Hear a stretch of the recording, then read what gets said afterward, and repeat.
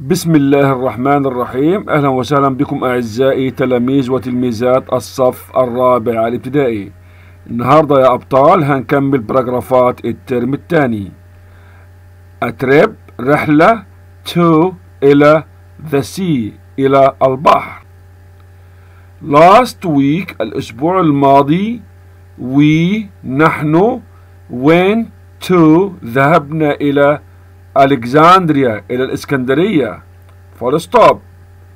We swam وقد عمنا أو سبحنا in في the water في الماء اللي هو ماء البحر يعني. full stop. The water الماء was deep كان عميقا and blue ولونه أزرق. full stop. We saw وقد رأينا lots of fish الكثير من الأسماك and ورأينا an octopus ورأينا اخطبوط too أيضا. full stop.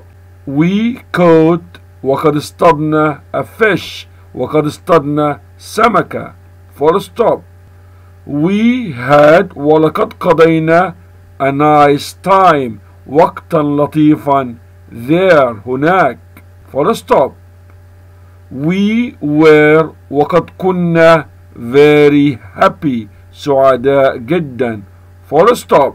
A trip to the sea. Last week we went to Alexandria. We swam in the water. The water was deep and blue. We saw lots of fish and an octopus too. We caught a fish. We had a nice time there. We were very happy. ودي يا أبطال ترجمة البراجراف علشان تذاكروا براحتكم وتجيبوا الدرجة النهائية إن شاء الله.